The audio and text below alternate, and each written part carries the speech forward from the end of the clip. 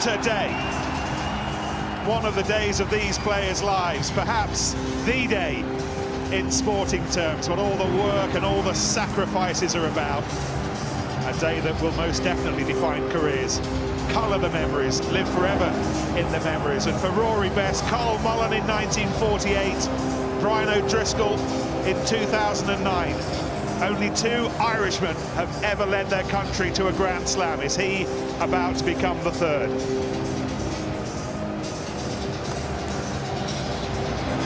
Ireland for history, England for redemption.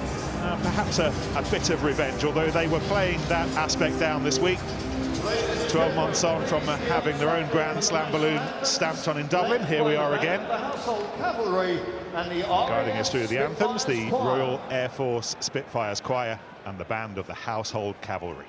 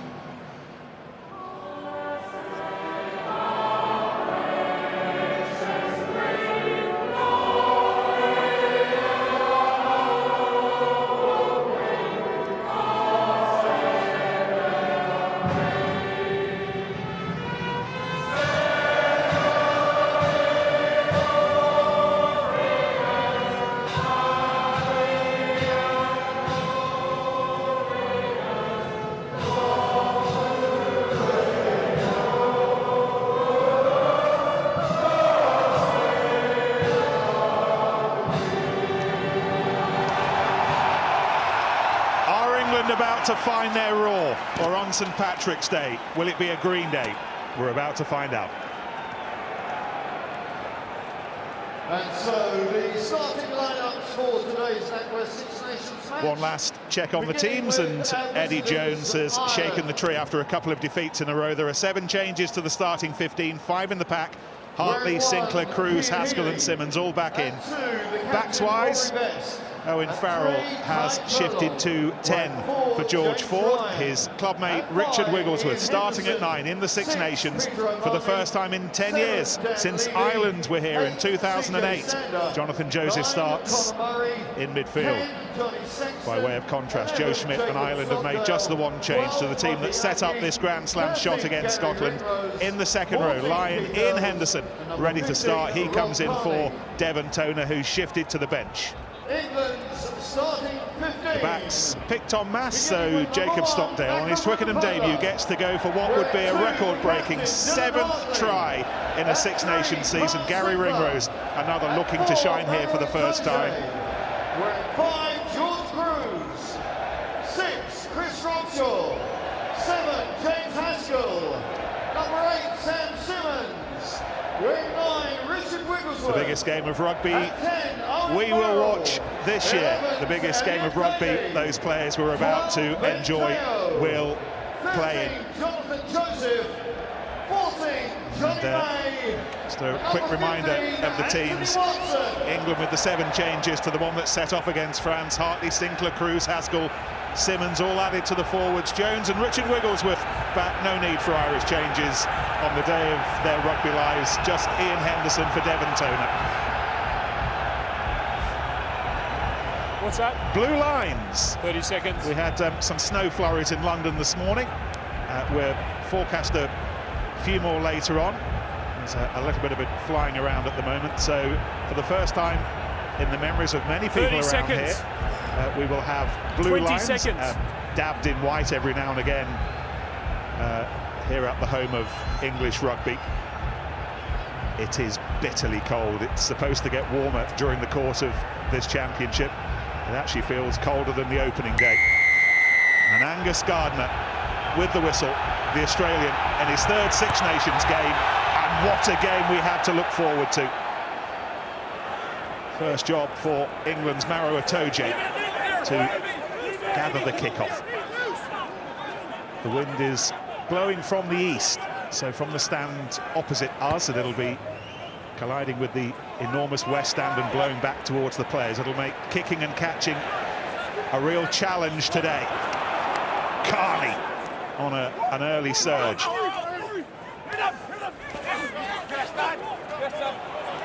And over those blue lines goes Dan Levy, the Leinster open side. And here's Ian Henderson, the Ulsterman. Eased his way back in off the bench against Scotland.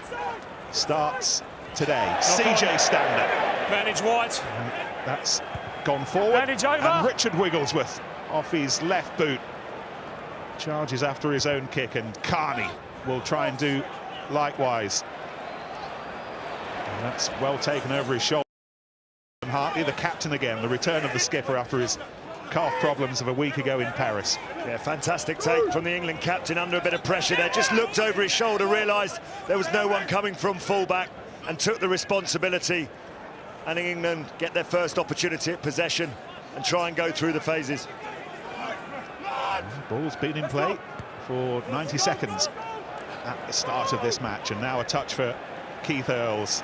Missed out on a championship medal in 2014, 2015. He'll get one at the end of this, and he ran into Sinclair there. There was just a wonder about whether he was obstructed. He wasn't, so Wigglesworth can chase after this, and his opposite number, Murray, needed to be sharp.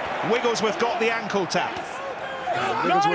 He's been impressive in everything he's done. I know he's brought in for the management of the game, how he's controlled. You can see the couple of box kicks and just covering the ground, catching that ball in the full and putting pressure back in on Ireland. Not much room for Ringrose to operate in. A 5-star comeback to the Test Arena last weekend. Use it.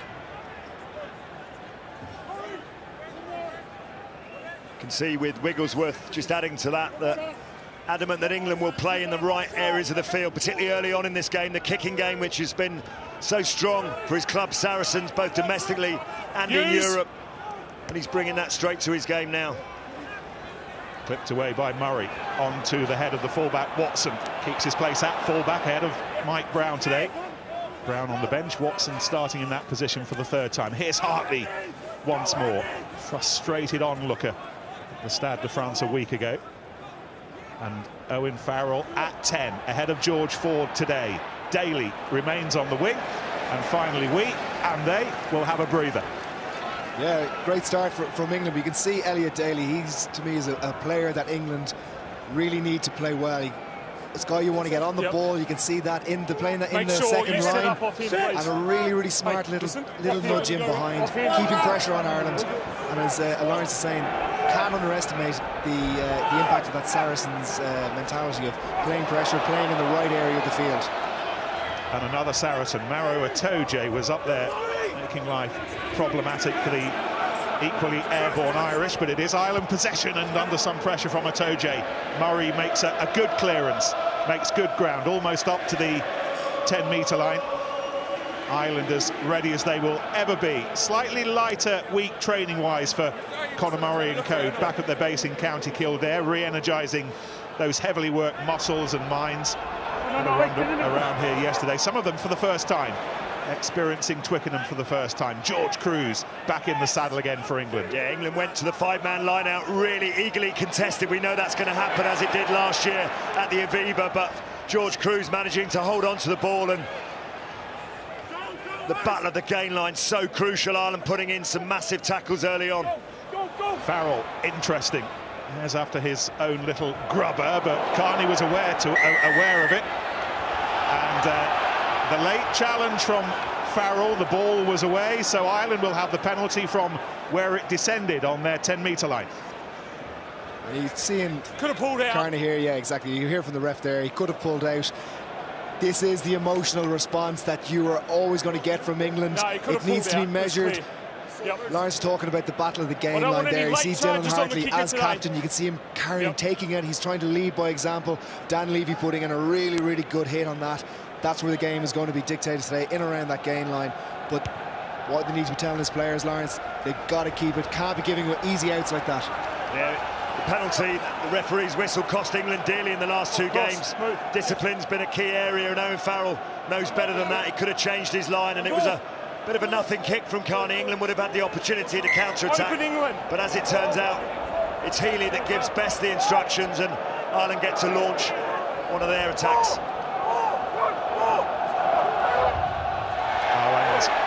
Cruz, who's been brought in to stiffen up England's line out, was again there, making Ireland having to work hard for that ball. Here goes Stander. Looking forward, he said this week, to taking on 23 angry Englishmen. And now from Sexton, that's a test for the England fullback. What a test, it's gone loose! And Gary Ringrose is asking the question.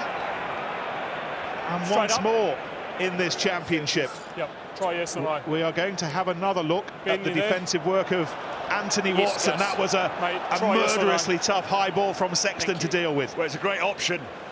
Gordon, I'm sure you'll agree, just hung up there in the wind, didn't it? And Anthony Watson looked to see if he was going to be the man to take it. Didn't manage to catch it cleanly, but did he get the second touchdown? As Rob Carney goes up, Watson there, touches it. Yeah, does he touch it down?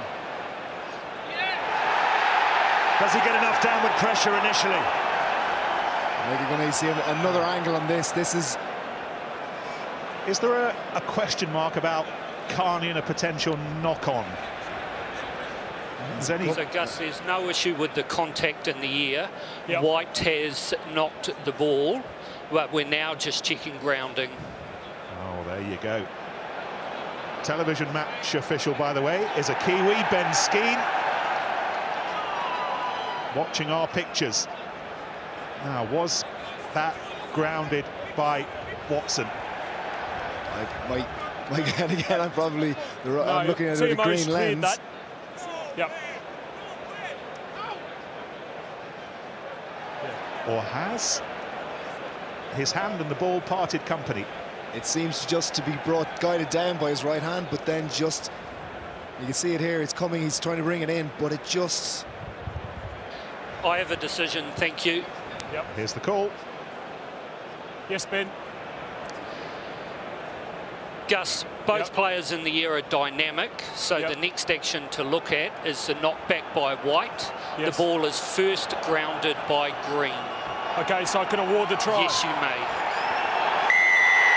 What a start for Ireland.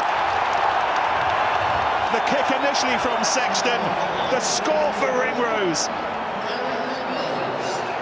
Anthony Watson had the opportunity to deal with this, doesn't quite manage to catch it cleanly. You've got to give credit to Rob Carney for the pressure that he put him under. There was just a hint of a knock-on, but the TMO was happy with that. Watson couldn't ground it, and the man who's been in the right place at the right time so often this championship, Jacob Stockdale, gets his first try at Twickenham. I think as well as you can see, Watson couldn't get back, he couldn't get up in the air. The quality of the kick from this man is just lining it up now between the posts. A metre shorter, Watson gets up for it.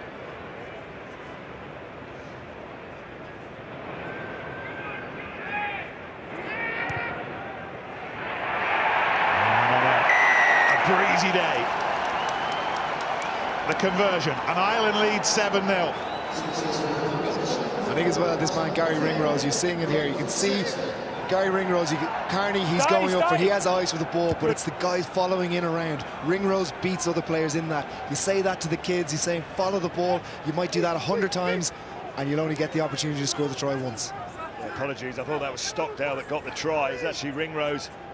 Real good experience just chasing in there. Devilishly difficult kick for Watson to deal with. Well, at the rate Stockdale's been scoring at, I don't think anybody would mind you picking him out.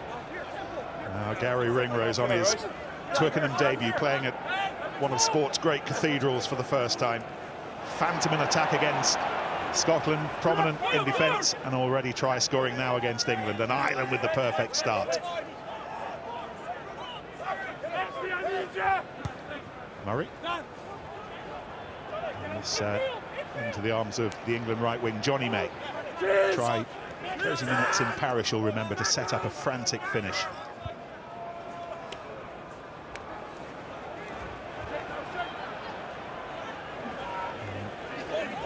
Teo playing it inside centre today for England. He's stepped across a couple of metres. Vanapola still the loose head. And the tight head, Carl Sinclair, closest to this ball. And Carney able to run beyond him, but not Daly or Joseph. However, his mates following in are off their feet, and England will have a penalty. Yeah, it's the two centres, and I think Keith Earls that get penalised for going off their feet. It's a good take from Carney. Let's have another look at this. Just not supporting your own body weight. Referee picks that up, and England Niger at the front. The shot at goal. Conceded that early try. They want to get the momentum back straight away. As well, you can see just in the lead up to that play, again, the Wiggins work, the quality of the breakdown work from England. You can see they've been hot on us. They've had two bad performances at the breakdown, and you can see this matters to them. They're getting their body height and their entry right into the rucks. Line-out was won initially by Itoje. He now breaks off to add the muscle. Ireland have done well to bring that down, and they will take possession from the scrum. Wonderful, tight defence from Ireland. Yeah, it was good work initially from England. They tried to get things moving, but you've got to have the ball at the back and under control, and Ireland repelled them. Look at that wonderfully athletic take from Itoje. Ball comes back into the hands here we go. of the number 8, but England never under control. Ireland spoil. Yep. Yeah, here we go, here we go. Yeah. Another battle within the battle coming up right here, the scrum. Look at that, England 100%. Not really been launching much from it, but Ireland right there on their heels, so nothing to choose between the two sides. Good. Crouch! Furlong back at tight head, of course. Cian Healy worked really hard to win his place back in the Ireland team. Looks like a man possessed this season. Well, he looked a bit wobbly actually last weekend, Cian Healy, in the first half against Scotland. A couple of heavy collisions, but we were told it was a shoulder issue, not a head problem. So he's good to be with us today. Jack McGrath, the replacement loose head for Ireland. In front row, Cian Healy, Rory Bess, the captain, and Tyke Furlong on the far side, the Leinsterman. First time he's played here in the Six Nations. He was part of a squad in the World Cup warm-up a few years back, but first time in the Grand Old Championship that this is. Stay there, 9. There's a solid Irish base. Aki taking on England's new scrum half, Richard Wigglesworth. 10 years to the week since he last started a Six Nations game. Danny Cipriani was England's 10 that day. Ronan O'Gara, Ireland's captain. Advantage. No. 4 white offside at the box kick. And Maro Itoje, a metre or so further forward than he ought to have been. Yeah, just about to say it's important that England don't give Ireland anything easy in terms of their exit from the 22. Unfortunately, just a soft penalty given away. Only got to be a yard in front of that back foot. Something that's not often policed, but when you're that close to the assistant referee, you've got to make sure you stay onside. Yeah, and again, from the English, they're doing everything. They're doing the high-level stuff right. They're getting in, they're playing the pressure, and then silly little penalties. And these are what let Ireland off, get them out. Now Ireland can try and turn this into a bit of momentum and get up into the English quarter of the field. You'll be delighted with the start they've made. It was an excellent kick, wasn't it, from Sexton? Soft one for England to give away, but it's all about that start. Oh, now England have compounded the penalty with a free kick, not positioning themselves in the right place for the line-out, so Ireland can bring it away without contest. Ringrose, the try scorer, to Bundyaki, and that's smart to involve Earls. Jacob Stockdale just beyond him. What an extraordinary debut Six Nations season he's had. 6 tries so far. A 7th would be a new championship record. It's heading towards him, but Mako Vunipola makes sure it gets no further. Yeah, big tackle from the prop. He had other ideas, didn't he? Keith Earls, such an intelligent footballer. Here goes Best on the blue painted halfway line in case we have a little bit more snow later. Sexton. You can see the line speed from 2 or 3 defenders out, trying to get up, trying to get Ireland to come back inside where they feel they're going to be strong to defend in that. It's a good defensive set from England. They're not putting a lot of players into the breakdown. A good set from them. Well, this is why England like Watson at fullback, for this ability to motor forward. Does play at fullback for his club, Bath. He'll have had those high balls in the Premiership, but perhaps not the pressure that he faced a few minutes ago. And Accidental offside, kicked into his own man. Scrum green. Explanation from Angus Gardner, but 3 England mistakes backed up have cost them, what, 60, 65 centimetres? Yeah, I think if it comes off his head, it's usually play on in most situations. So I think maybe the referee giving England the benefit of the doubt as Ireland were applying the pressure. First Test start for a year since he started in what might have been a Grand Slam day for England in Dublin a year ago, but we know that it wasn't in the end. Yeah, some might argue probably cost him a place on that Lions tour initially. He, of course, got selected and went on the tour afterwards, but be delighted to be back in that England squad and desperate to try and prove a point that there's life left in James Haskell. Yeah, and he's brought an energy to it. Like, you can see that. You can read a lot about the body language from the English players. You can see them. They're up. They're trying. It's about just staying on the right side of pushing too far. With the assistant referees, the way they're going to be reffing the game, you have to be wider than wide. Carl Sinclair grappling with Cian Healy. One of 7 changes to the starting 15. Dan Cole on the bench. Guys, come here, please. And even from a higher level now. Guys, 2 scrums, 2 resets. We're not going to continue to reset all day, OK? We agreed clearly in the change room the call would be slow, we would take our time, all right? You guys are both in on the pre-engage. We need to wait, please, and keep the height up, yes? All right? Lawrence, just explain the challenge that the referee Angus Gardner today has, getting those 16 players to come together securely. Well, he wants them to come together at the same time. He doesn't want... The speed of engagement is really important. You know, you don't want players coming too quick because then they get the nudge on. And he's just saying, look, I spoke to both of you before kick-off in the changing room. Mind! Stephen Hawking solved most things in his wonderful life, but he never got to grips with the scrum. Very few people have, but that looks solid enough. Yeah, ball at the back there for Ireland, really nice. Murray, Earls, reshaped to give it to Ringrose, but held on to it. Ireland in a handy position. They can go either side. They come towards us with Henderson. First half try in Dublin a year ago had England beginning to think it might not be their day. Here goes Best. Doesn't go far. Held on to by Vunipola. And this is Levy. 9 tests now. He's yet to lose one. Leave it 4! Sexton to Aki. Oh, he runs through the tackle of Cruz. And here once more is Henderson. Again, taken up by Levy. Late addition to the bench last season when Jamie Heaslip pulled out, but now very much part of the furniture. Ireland just happy to go through the phases. Really good at just retaining possession, resourcing the rucks carefully. Murray again. oiling the cogs. Levy's there, as is Stander. And in his red bonnet, Haskell quickly. When Ireland start getting into multi-phase, and I mean up 8+, 9+ phases, we're into 15, 16 phases now.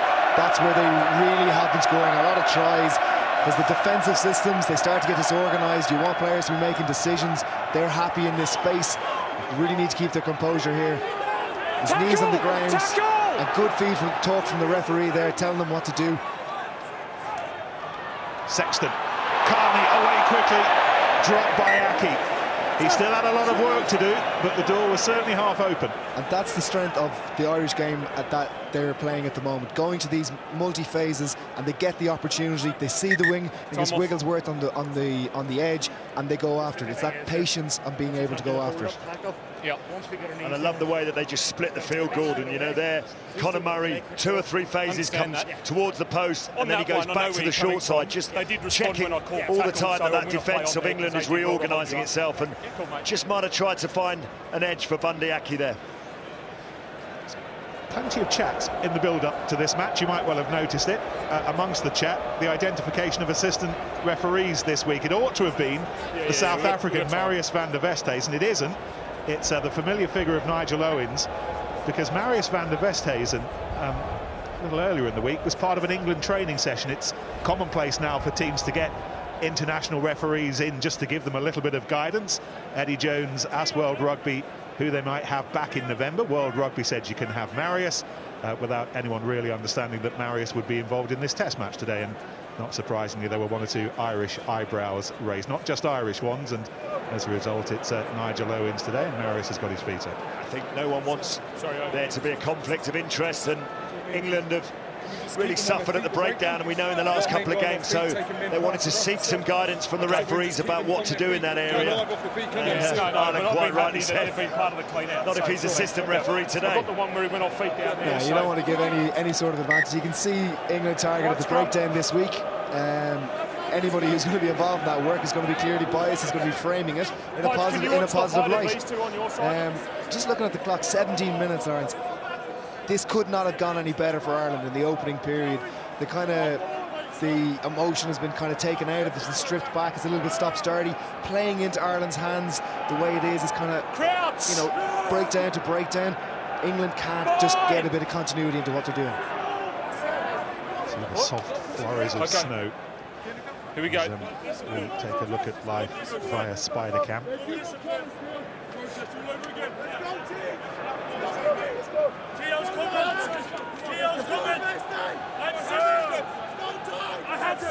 Richard Wigglesworth, the England 9, Saracens 9 and 10. Now England's 9 and 10. Bind! He's used to big games for his club alongside Farrell. They've won the Premiership, won the European Cup twice. And now he's getting test match opportunities as a starter again. Yeah, referee Just come across. has already spoken to the front rows. That's the 4th reset we've had in the opening 20 minutes of the game. Just having a little bit of a problem getting to grips with both packs. Here we go. Okay, you happy? All right. All right, no worries. Boys, let's both of you keep the height up.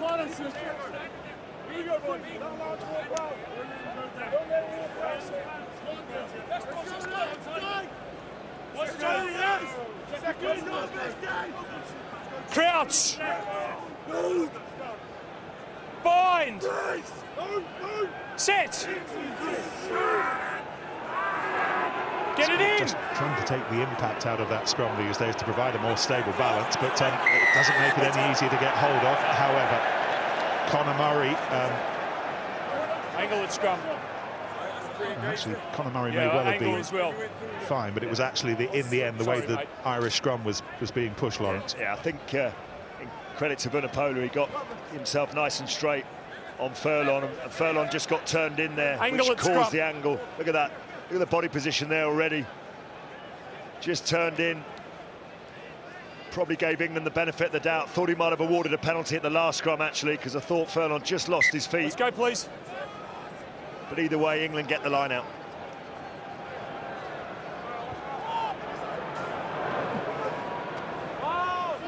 It's directed towards George Cruz. And England with a meaty surge on. Cian Healy told to roll away. All now on the floor. Laid back by Hartley, but Green Irish jerseys viciously over the top, making it tough for England to secure it, but now they have it. Teo on a little bit of a stretch to Joseph. First time really the centres have operated in tandem. England looking for a bit of rhythm, and that won't help. It's been dropped by Cruz. Advantage. And Ireland with the advantage. They'll have the scrum, but they'll see if there's a little bit more here with Stander. Over 70 carries over the first 4 rounds of this NatWest Six Nations. Sexton. Once again, it's Vunipola at the heart of England's defence. Yeah, risky stuff from England as Ireland are back out on the attack.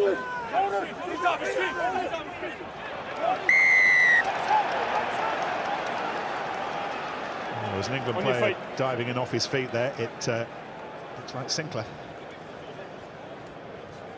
And that's the first time after a quarter of the match that England have conceded a penalty at the breakdown, which has been such a big issue for them in the championship. Yes. As we go here, as Rob Shaw actually gets himself in a really good position. But once you've lost your body weight, which the referee there is the judge, Carl Sinclair, underneath Rob Shaw, is lost, not supporting his own body weight. He's the player penalised. Rob Shaw is probably his job as the second guy in is to not try and go for the ball, but to lift up Carl Sinclair, make sure that he does support his body weight. Absolutely. The second guy in there has gotten the body position. If anything, Rob Shaw is trying to protect him. If anything, he kind of falls on him and collapses him into it. You want to be trying almost pulling him up and creating that picture. We always say this in the commentary about the pictures that you're creating for the referees. And that's definitely not one you want at the breakdown. Well, Eddie's had an interesting week. My goodness, he had his mum on the phone a little earlier, checking that he was okay. So it'll certainly make a chapter in the autobiography when it comes out. Nige, sorry. Now this. Okay, mate. Ireland 10 points up. Okay, thanks, Nige. Cheers, buddy. In the snow. In the green. With blue lines around him. Johnny Sexton.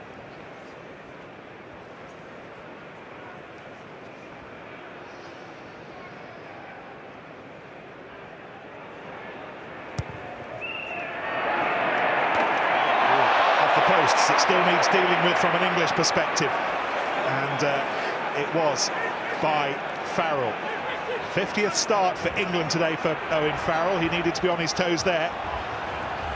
There's still some defensive work to do here for England. Yeah, when the ball is kicked down the middle, you've got to choose which direction you're going to go. Vunipola's gone one side, and Farrell has recycled himself and made a kick to touch. And do you know what? Johnny Sexton has done very little wrong in this championship. He's been the star of the show, but in many ways, but his goal kicking by his very high standards has been well below his best, and another sign of it there. Yeah, and it's just unfortunate. It's the game in Wales. That's a valuable 3 points in the context of the game. 2 scores. You start putting a little bit of daylight between you and England, and just, you know, hopefully, well, to be fair, England didn't get a huge exit from it, but Ireland really need to capitalise on the pressure here. Advantage in the air. Number 4 in the air. Furlong. Oh, now the burst through. Aki's gone through on his own. The ball back inside to Stander, who places it against the base of the posts, and that should do. That's a try, Nick, no doubt about that. Convinced that he got that on the post, as you say. What a wonderful break from Aki, playing the penalty advantage from the line out. Come on, mate. He knows he scored. Pretty sure the assistant referee is going to tell him. I went quite far away, but ask any reason, because it looks to me like he has got against the bottom of the post. So the ball's been grounded at the bottom of the post? It looks like from back there. So second question. All right. Pass forward as well. Ben? Yes, Angus. Any reason why I can't award the try? Checking footage. Noting our conversation. Checking footage for any reason, starting from the last pass through. Thank you, Macca.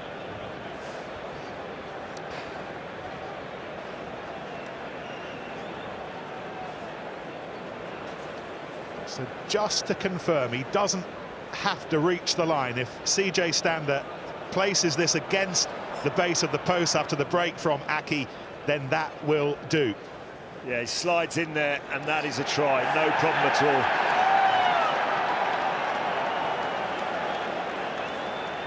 Just be sure on the... You did mention the pass, so I'm sure... Yeah, he's going to check the pass. I have a decision. Yeah, mate. We've reviewed all the footage, Angus. Yeah. No issue with the passes in the lead-up, and then the ball has been grounded against the base of the post. So I can award the try? Yes, you may. On the road towards a potential Grand Slam, Ireland have a second try. And does. It's a try that you would have appreciated so often. We've seen Johnny Sexton on the run around. This time he comes round the corner, but Bundyaki does the little show and go straight through the gap himself. It's Tyg Furlong, I think, out in the that has the real. Good. He has the loop pass. It looks like he's giving it back to Johnny. He does the pivot and just pops it up for Bundyaki. That's your loose or tight head prop doing that pass. That's an incredible bit of skill. Restart, brilliantly taken for England by Elliot Daly. England need to get on the front foot, which is where Eddie Jones was talking about them needing to be all week. It's not happened so far. Now flipped over the top, and this is Watson. Farrell with the looping pass, Watson with the drive, but Ireland's defence remaining firm. With England for the first time calling a few tunes of their own. 6 phases, most in the match so far. Driven on by Cruz, 6-7 metres short. They're coming back the other side. This is Farrell, and Joseph takes the ball standing still. Levy tackled him comfortably enough. Yeah, Ireland managed to just put enough pressure to knock England back a few yards. The pass from Farrell, he had to reach for it. This ball's available. Rory Best told to stop digging. It's a pat on the back from the referee afterwards. Vunipola took it up. And now Simmons and Farrell, Joseph. White shirts on the right-hand side, but the accuracy not quite there. It didn't go forwards, but Daly, in the end, under the pressure, loses the ball. That's got to be very frustrating from an English point of view. You get a little bit of niggle from the players there. Always healthy to see, but the lads brought their handbags.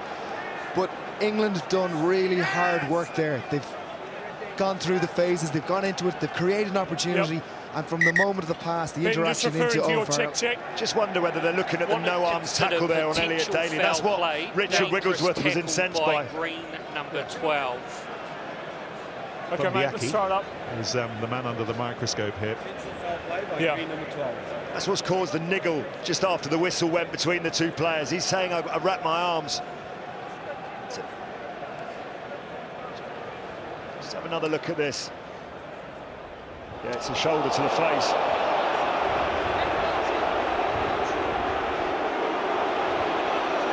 Well, it might be shoulder on shoulder. It's certainly shoulder on ball, which is why it was dislodged. Got to make some effort to wrap your arms around the player in the tackle.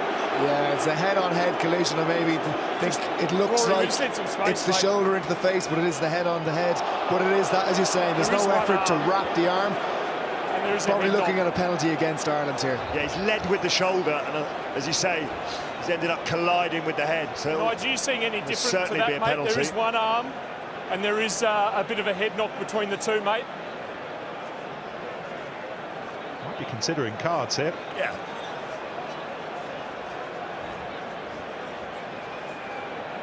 Bundyaki, first time against England, first time at Twickenham. So I'm thinking... And this challenge is being investigated. Yeah, I'm thinking penalty only here, guys. Is anyone thinking anything different? Can I give you some information? Yeah, please. So the information, green 12 leads with the shoulder. Okay, you believe he leads with the shoulder. So it's a penalty, but only a penalty offence for leading with the shoulder. Yep. The clash is head on head, okay. so nothing in that. So you agree penalty only? Absolutely. Yeah. 12. It's going to be a penalty only. Just the only thing is you can use no arms. Yeah. How did he rip the ball?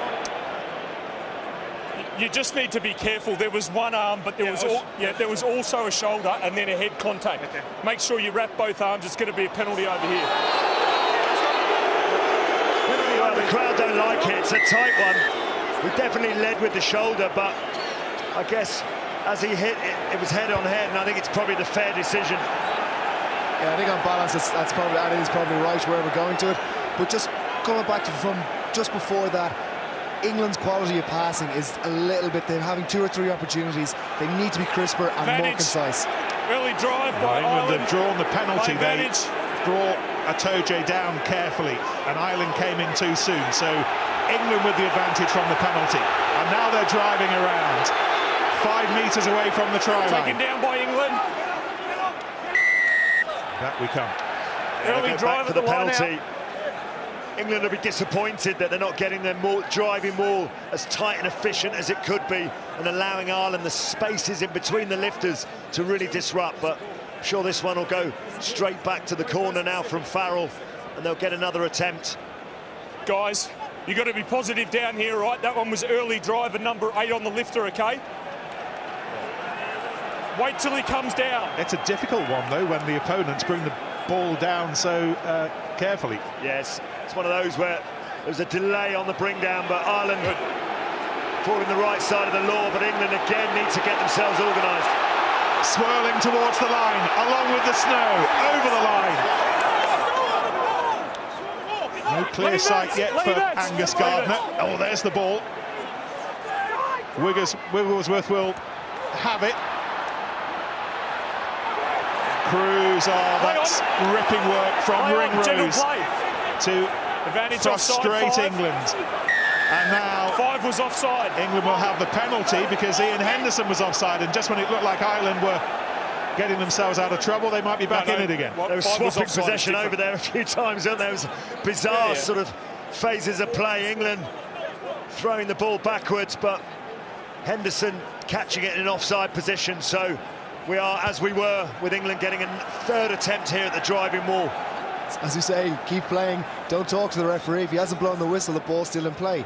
But swapping over back, the little inaccuracies around it, but this is still resulting in England's pressure, in Ireland's 22, but they have to start turning this into points on the board. Line out drilled this week by George Cruz, but to Atoje, and Cruz and Cohen, Haskell and Hartley all drive behind it. Mako Vunipola has it.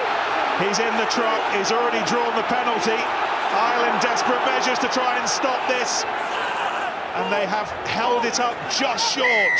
This will be a card, Nick. Definitely a yellow card against Ireland.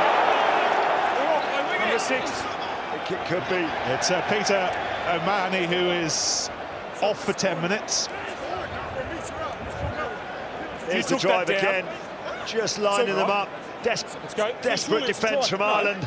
England have got that speed. You can see the backs piling in. Owen Farrell. What are you going to do? And it's Peter O'Mahony swung himself, should I say, up the wrong side and then collapsed it. I think, like every good six, he felt that he got there completely organically and completely naturally. You can just see where he was in the maul. It just split. He ended in, and he kept fighting in for the ball. You've just got to be a little bit smarter than that when you're seen as, well, at least when you're in there, not collapse it and compound it by what might just be a penalty and turning it into a yellow card. Okay, mate. England now with an attacking line-out. Ireland shorn of a man in the forwards.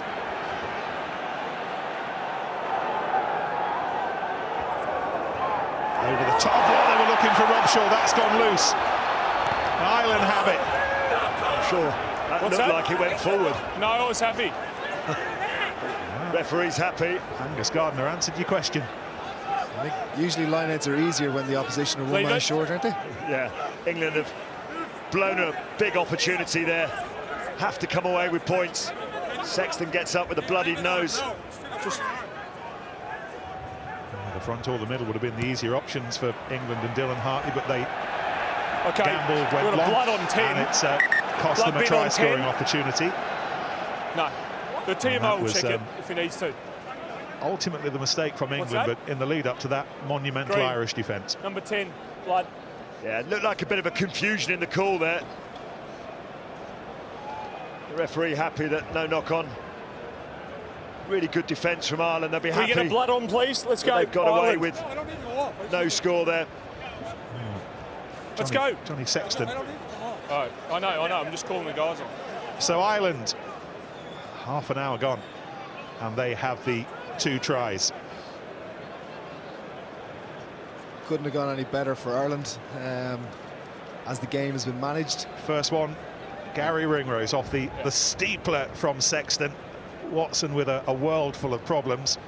Carney got up there and Ringrose got the touchdown in the end once more at Twickenham. A TMO debate about this try. But it's so many things forward as well. You can see Sexton stepping back into the ruck, the kick. As Lawrence talked, we've got a swirling wind here to get all of those things right. The chase from Carney, the follow-up, beating in the English players into it, all these smaller things. And this is the pivot I was talking about with Tyg Furlong. That's your loose head prop. So good to see that little bit of innovation from the Irish team. Well, he's taken the role of the prop to a whole new level, hasn't he, in this campaign? Joseph slips, runs under the attempted tackle of Stockdale. Oh, and now Farrell, and oh my goodness, that tackle was an important one, and Earls is back on his feet quickly, and Watson looks like he's hurt his ankle. England once more pressing, a man up, remember. Farrell again, and May was involving himself, and again England within 4 or 5 metres into the final 10 minutes of the first half. Atoje, Rob Shaw folding around onto it, runs into Healy. England with quick ball, Simmons clapping for it, but instead it's the backs. Here goes Joseph, and again he slips. Move 12. Will be a damp surface, not with all the snow and the rain that we've had here in London in recent times, but Atoje! There is no way through, still for England. Still Ireland holding firm. Farrell wants it, but it's Mako Vonapola's job to drive for the line.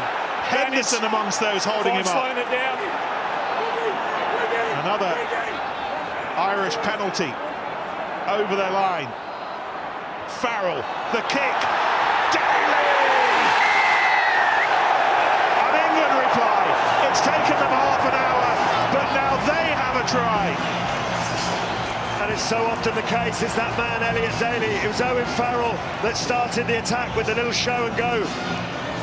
And it's him that puts the lovely kick in. It's his strength and break. Wonderful cover tackling from Earls on Watson, who may well prove to be injured in that exchange, but what a beautiful kick. We heard that England have increased the size of their in-goal area, maybe for the kick to score. Wonderfully weighted kick, Das, for Elliot Daly, and a crucial reply for England. Yeah, England wanted to deepen the in-goal area by 3 metres. They were allowed to take it 2 metres further back with that kind of kick in mind, I guess, Gordon. Absolutely. I think what it was really good from England, there's so many aspects of what was happening. Ireland had to be careful at the breakdown there. Another penalty, could have been in danger of going to 2 yellow cards. But England were a man down. They had a lot of numbers in around the breakdown.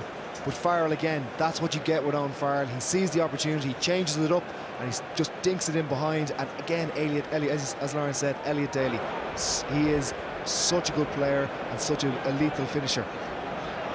Owen Farrell has to take the distractions of medics running in front of him and Anthony Watson being attended to try and concentrate on the conversion, and he's missed it.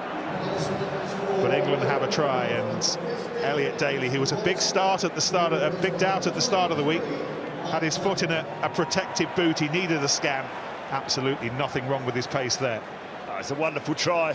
Not sure I agree with that. The players there lying injured. I think that respect to the game, we've got time to allow him to leave the field and allow Owen Farrell the opportunity to have a clean shot at goal. It's not a good sign for England fans or for Bath fans as Mike Brown returns to the field. Off the bench now in consecutive tests, Mike Brown. Good to go. On into this one much earlier than he was in Paris, and Anthony Watson off, having been at the centre of the story that was Ireland's first try. Yeah, Johnny Sexton just coming off for blood, I think, isn't he? So it's an HIA, so just having a little head injury assessment, although he was bleeding, so I'm sure Ireland will be keen to get him back to the field. He's so crucial to the way that they play. Yeah, Joey Carberry is on, temporarily taken by Carney. He had a minor ankle injury scare at the start of the week as well. He missed training in Kildare, but it's enough to go today. Move 7. And we'll have the best part of 10 minutes to just check on Sexton, make sure he's okay, no damage done, no signs of concussion, and if there aren't, he'll be allowed back on. Multicoloured George Cruz gets back to his feet as Ireland again launch towards the halfway line. It's over 5 minutes to half-time. Ireland with the first 2 tries, England with the latest. Here's the man who scored the first, Ringrose. Robshaw's in the mix. Haskell has to let that go.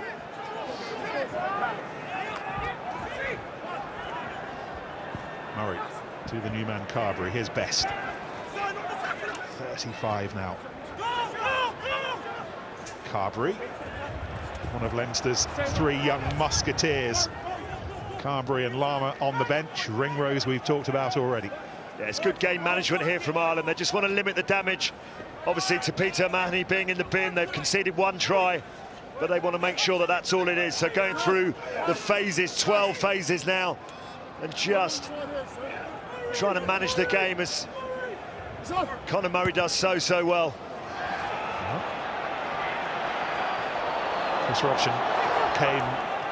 Chris Robshaw came through on Conor Murray, but on we go. There's Furlong. 3 minutes to go in the O'Mahony sin bin. Taken up by Stander, the second try scorer, behind Stockdale, who hasn't really had an opportunity to start the motors yet, but Mike Brown makes sure he doesn't have one there. Toje, green wall, all the way through. So over the top goes Wigglesworth. Keith Earls. It's a nice kick from Wigglesworth. He just spotted that Earls had got himself out of position from that last breakdown. And this wins his side about 30-40 metres in field position just before the close of this half. Something that Ireland have been very potent about in the Six Nations so far has been in this period when a lot of teams are kind of just thinking, oh, let's get to half-time. Ireland have scored, and they've been really important scores. So let's see now what England can do in this period, because this is quite an important period. 14-5. That's England will want to put a dent in that going in on half-time if possible, and they still have enough time. 6 was it? 31% of the time in Ireland's 22. That's been in recent time. England have responded well in terms of territory. What have we got in terms of the try that they've scored to Mike? Ireland getting those 2 first up. So Peter O'Mahony, members of the superhuman impact that he had in this fixture a year ago. Came on to replace Jamie Heaslett, you'll remember, in the warm-up. And that was the last time we were to see Jamie Heaslett in an Ireland shirt, sadly, prematurely retiring, and he's now enjoying this like the rest of us Gordon as a spectator. And that wasn't far away from James Ryan, who's announced himself to the wider world in this tournament, but England have possession. He's still up. Ryan trying to keep the ball off the floor, and if he manages to do it, Ireland will have the scrum. Well, that's... I have to say, it's the consistency, because same situation up the other end of the field, the referee shouts tackle. He tried in to that take situation. It down, but they kept him up. Scrum. He's trying to take it down, Maritoji. He's being held up in the tackle. I think the tackle's been completed there. And Ireland win the turnover. Once more, the value of Ian Henderson. Let's go. The only change to the starting 23, Gordon, was the decision to start Henderson ahead of Devon Toner today, who's on the bench. Yeah, and I think that's one of the things that Joe's done very well with this Irish team, is he's put guys in, put them in at various little times, doesn't change the body of the team, but he expects a performance when they get in, and that's, you know, a really hard thing to do as a coach. Straight in. Well, doubling up the errors, England, giving the possession straight back to Ireland from the Henderson tackle, and now just going a little bit too early on the engage. Free kick. And Ireland should be able to see Scrum. the Scrum half option. out. It's a brave call, isn't it?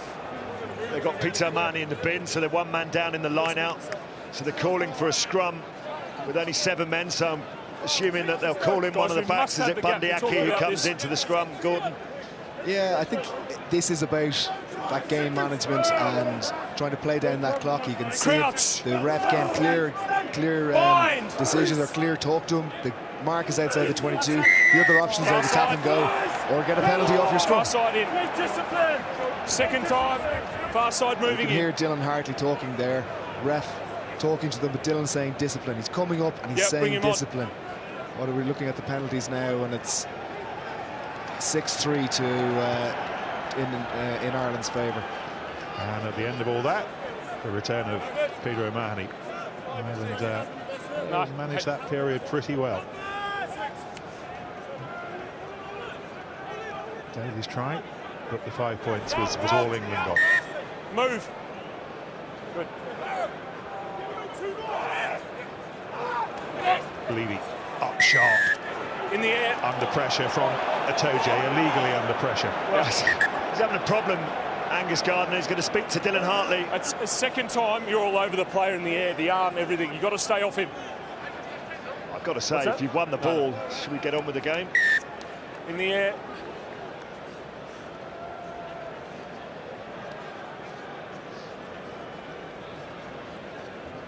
Just a few seconds left on the clock, so Ireland will have a line out from this penalty before half-time.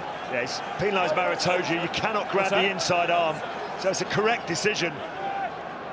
But Ireland are able to win the ball and play on. Hold the gap, hold the gap.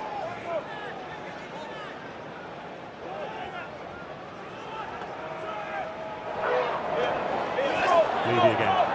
Murray to Furlong. Vanapola coming in hard, trying to dislodge possession. And again, it's Levy. How industrious he has been over the course of this 2 months. Likewise, one of the try scorers, Stander. And Ireland not content just to shuffle this out of play and take a nice warming drink at the break. They're looking for more with Carney. Man of the match against Scotland, just picked Ringrose. Furlong once more. There's Carberry on while Sexton gets a head injury assessment. No, it's a ruck now, so you can't go there.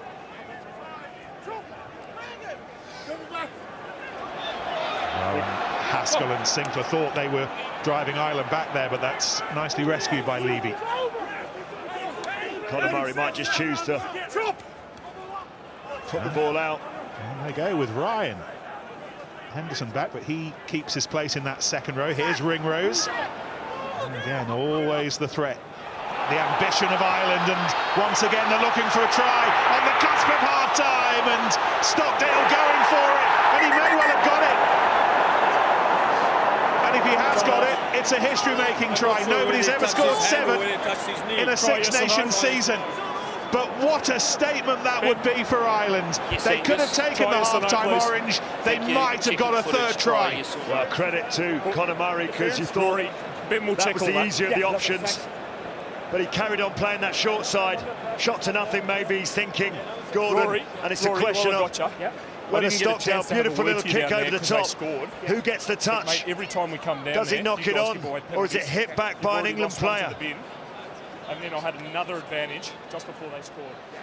Okay. Well, if he has scored, England's decision to deepen the in-goal area has just backfired, again, because under the original line, that would have been out. That's come off his knee. I was going to say. Yeah, and he gets that down.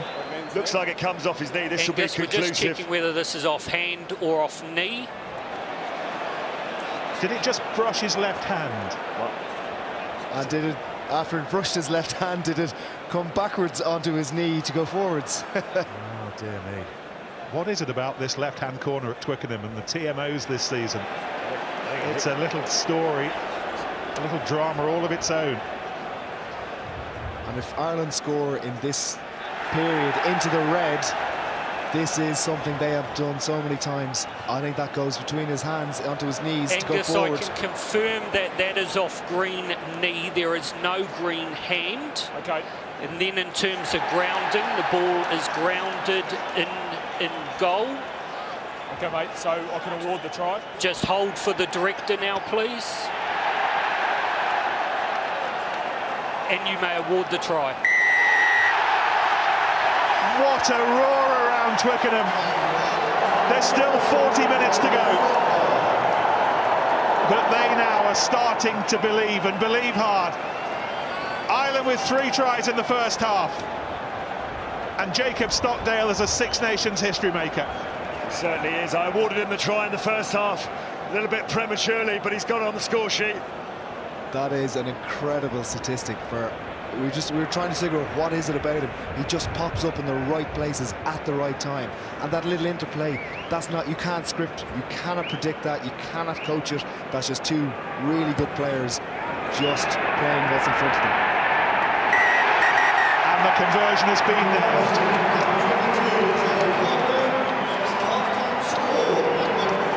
Shane Williams, Will Greenwood, Chris Ashton, they've all been overtaken by Jacob Stockdale just now. And Ireland in control of their own fates. Half-time at Twickenham. England 5, Ireland 21.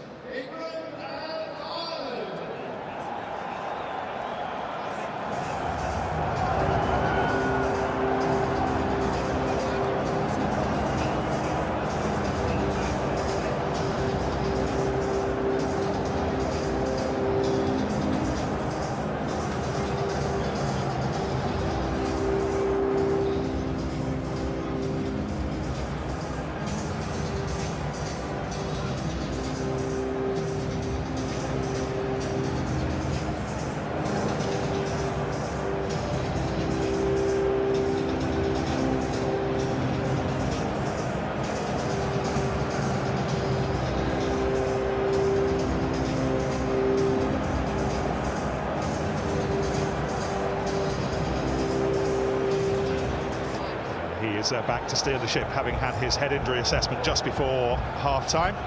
Joey Carberry back in his nice warm tracksuit. England with 40 minutes to try and turn this around.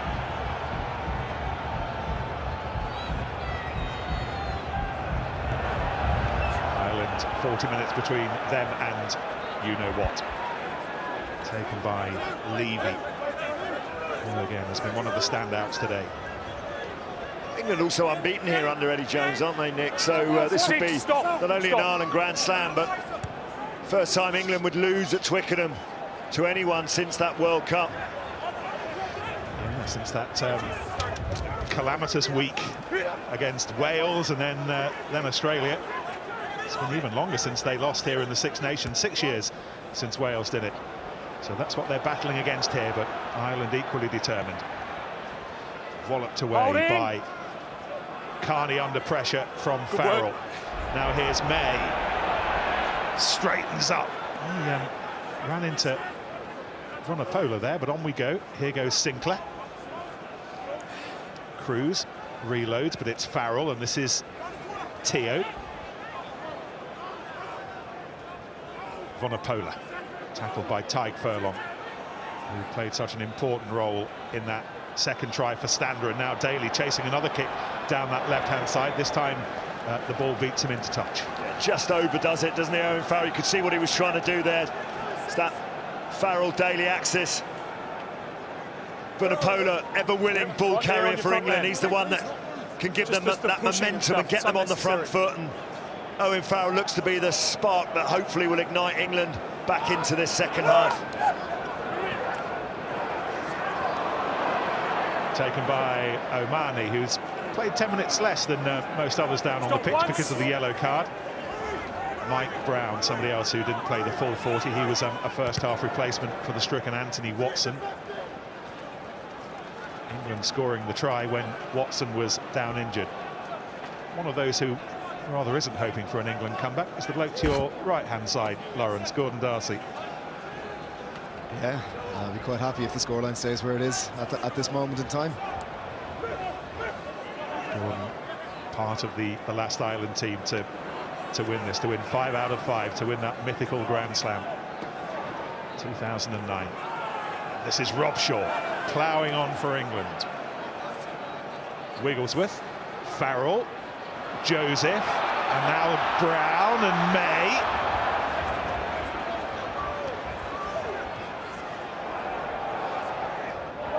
Haskell under the red cap.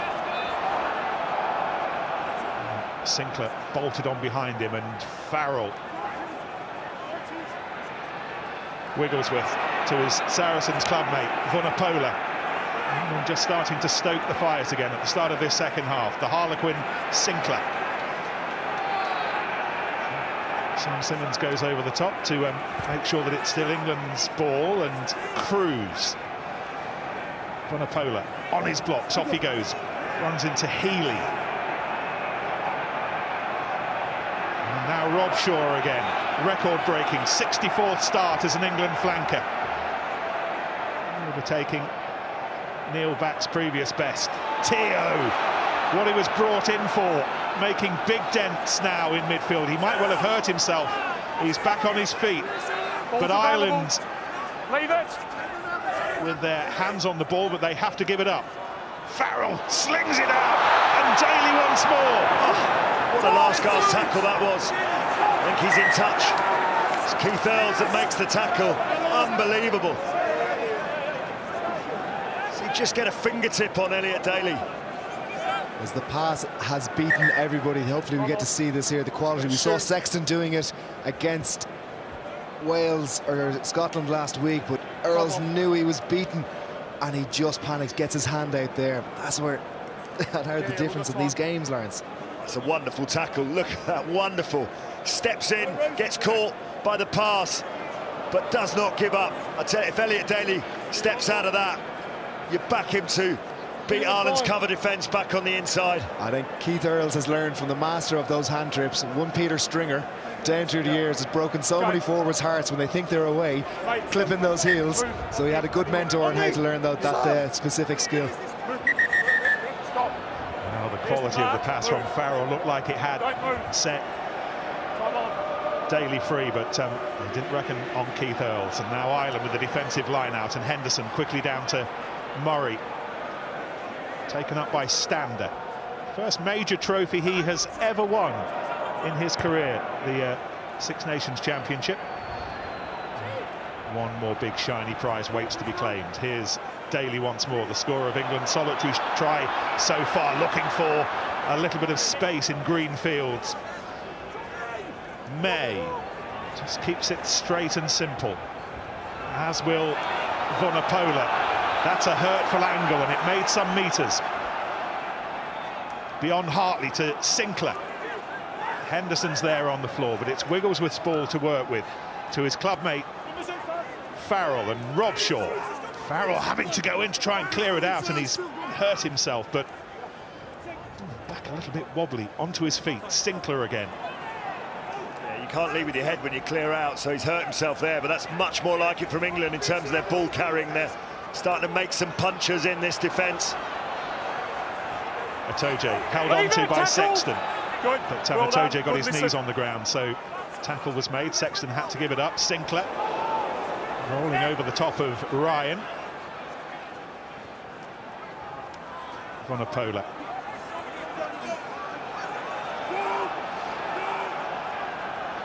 Farrell again, the long pass to Teo. It's opening up here. Here's May, and once more the tackling of Murray helped out by Earls. Incredible tackle, and they had to put him down correctly as well. Johnny May was up in the air. Brilliant defence after 13 phases. Yeah, and it's a real strength of Ireland's being able to stay in that, stay in each point, staying in here, not over-committing at the breakdown, not putting numbers in. You see in England having to heavily resource their breakdown, and Ireland only having to put one, maybe two players into it. England reload, go again. Farrell trying to break down a defence that's being drilled by his dad this week. Andy will be watching this, and here goes May. Talked earlier in the first half, Lawrence, about the quality of the English passing in the wider channels. It's not coming out.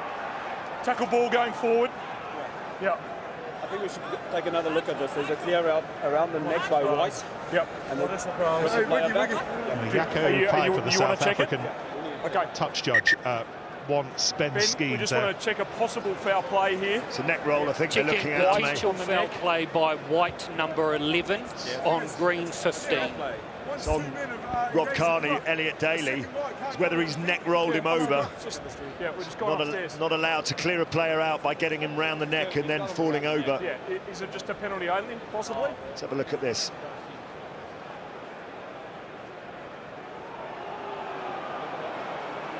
I think that's fine. I think he's neck rolled him there. It's the initial contact. Gus, this where is is the it? best angle. Yeah.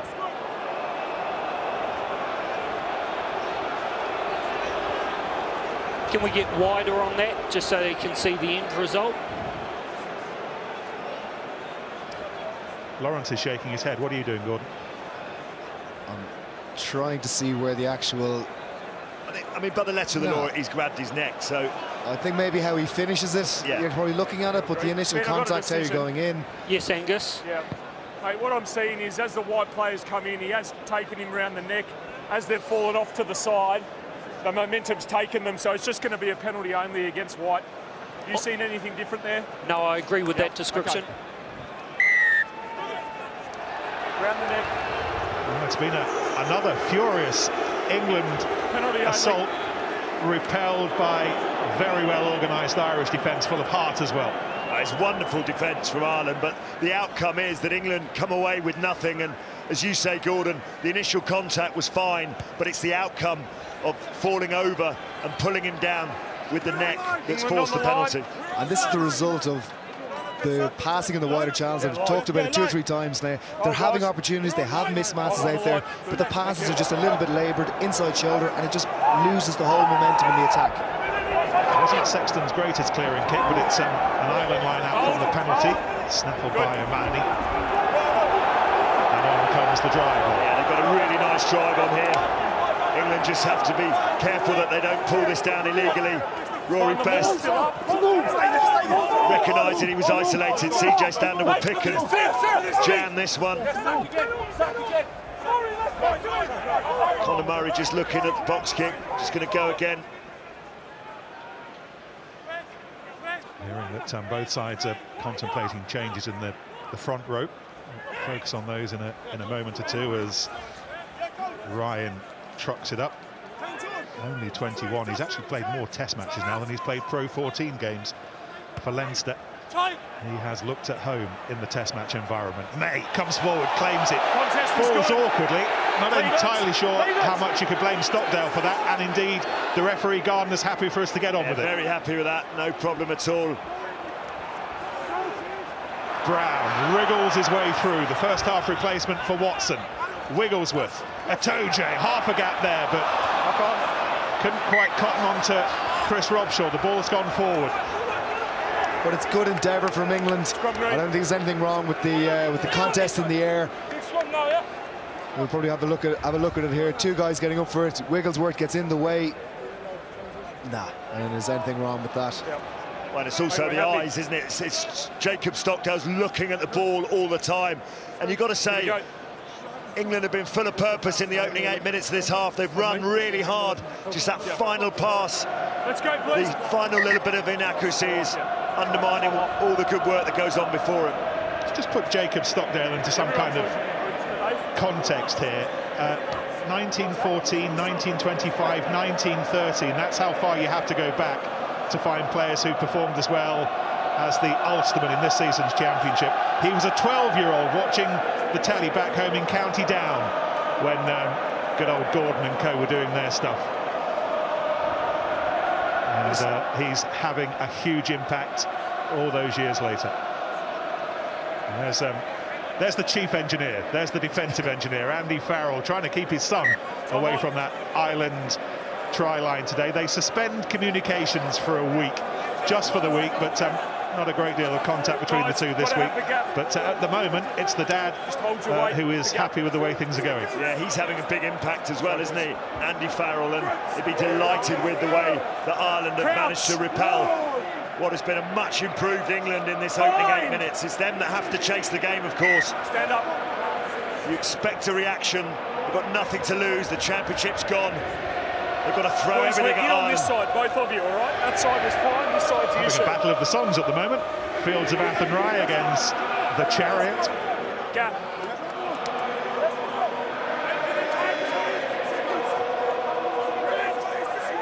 It has generally not been a championship for English singing. It's been a challenging few weeks. Players, coaches, fans. Most testing period they have faced as a group since the World Cup, as we were saying. Could end this championship 5th, which will be as poor as it's been in 35 years. Could well be a penalty against England, and it is. It just got a good nudge on there. It's exactly what you want to do. You've spent 10 minutes under the cosh. You've managed to absorb the pressure, and you come away with a scrum penalty. That's the sign of an experienced side that's just become very, very used to winning. Yeah, what's been interesting as well for the whole 50 minutes of this game has been played at Ireland's tempo. No matter what England are doing, how they're doing it, Ireland have controlled the tempo of this game. And Ireland, you know the value of that. I've played against you enough times, whether it was or England. And when you get out on top, the team that come out on top, they control the tempo of the game. And this is it's just an example. Obviously, Rory Best, Conor Murray, Johnny Sexton, the key architects of that, have been exemplary today. That's the reaction to the defensive work as Jack McGrath comes on. Had up his Ireland and Lions caps now. This is his 50th. Stander. Again, ever ready to truck it forward, as is O'Mahony. Levy, 6, 7 and 8 in tandem. Conor Murray.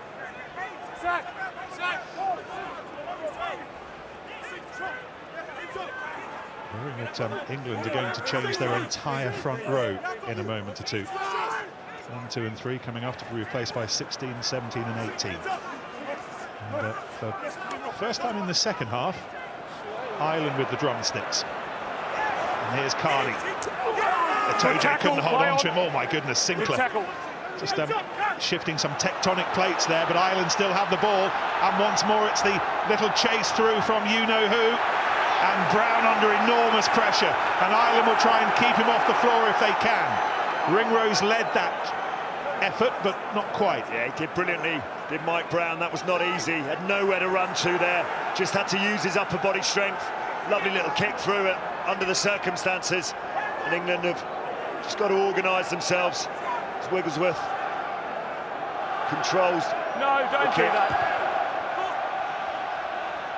And off that left boot, he does find touch. But Ireland have released the pressure valve, Gordon.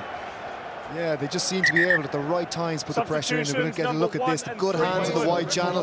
And again, that man, Stockdale. Look at the Irish jerseys flooding through. But this is why I like Mike Brown. It's easy. He could not fight. He just go up, maybe think the game is gone, but he fights for everything. He's one of those players who really wears his heart in his sleeve. Always like that about Mike Brown. He fights for those extra yards and inches in a game. That's good. Nice legal hit from Carl Sinclair. Just knocked the wind out of Rob Kearney for a split second.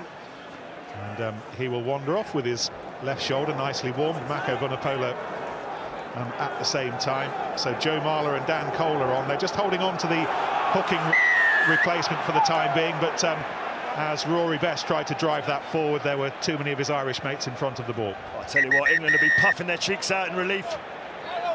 It's just getting a bit fractious now. You got the penalty. Ireland had set up a really nice driving maul. Shift the ball, obstruction. Guilty of moving it too quickly. Players shifting the ball but staying in front. Let's have another look at this. You can't join the maul in front of the player that you shifted it to. Truck and trailer, it's always a tight one, isn't it? But it looked pretty obvious to the referee there. Joseph, England trying to find some fears, and Bundy Aki again coming through on the ribs of Owen Farrell, who is breathing a little hard at the moment, but he's on his feet, as is Rob Shaw. Farrell, Joseph again. Farrell coming round on the loop, but the Bath centre held on to it. And it looks like Bundy Aki was hurt in that latest skirmish. So Ireland without one of their midfield defenders at the moment. This is Haskell.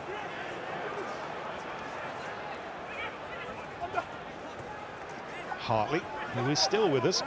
England had signalled their intention to turnover good, change the hooker, and then the turnover, and Furlong, and now Levy, and Ringrose, and Stockdale will hair after this. Some work to do for Ben Teo. Yeah, Ben was looking over his shoulder, realising who was coming down.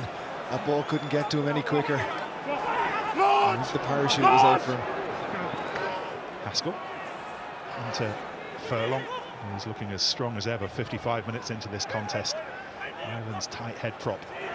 He's just taken the game to another level. Twice we've seen him with soft hands. Farrell. Earls will be first to that. Sexton's looking to offer him a hand. Elliot Daly knew he couldn't let tackle. Keith Earls get that pass away. Had to make that tackle. There's a lot of concern for Bundy Aki, by the way. That posse of medics who were out for Anthony Watson in the first half are out for Ireland's centre, and it looks like they're going to have to make the change. Time out there, guys. As a result of that, Angus Gardner has blown his whistle. Yeah, serious injury. Well, he came through a little bit earlier on in the play, didn't he, and put in a perfectly legal tackle on Owen Farrell. But it was perhaps 2 or 3 phases later that he hurt himself. It looks like it could be quite a serious injury, so we wish him all the very best. Thanks, Nigel. He's getting up to his feet, which is always a good sign. Yeah, I think it's the HIA. I think it was in that moment with Joseph when he was spinning out of the tackle, and when he goes in, I think we've seen it here, and he just gets his head on the wrong side. And again, the value of it, how we tell, it's so important to get your head on the right side of it. He hits the ground heavily there, but he's standing up and he's coming off, which is good to see.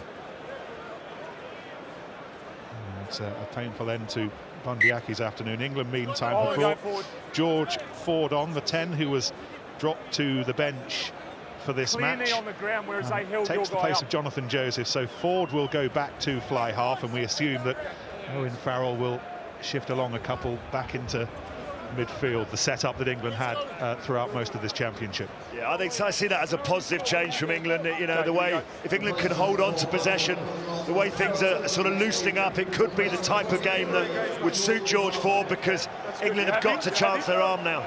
Yeah.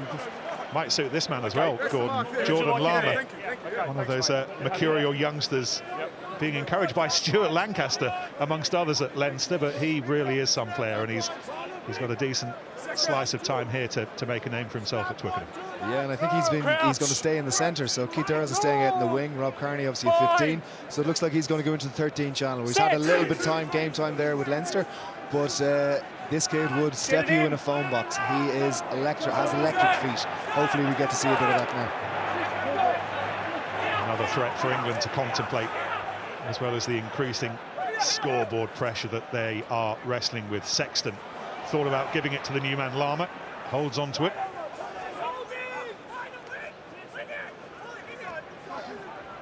There goes James Ryan. And again Furlong. Sexton back on halfway. Earls herring after this, a test for Daly. He took it well.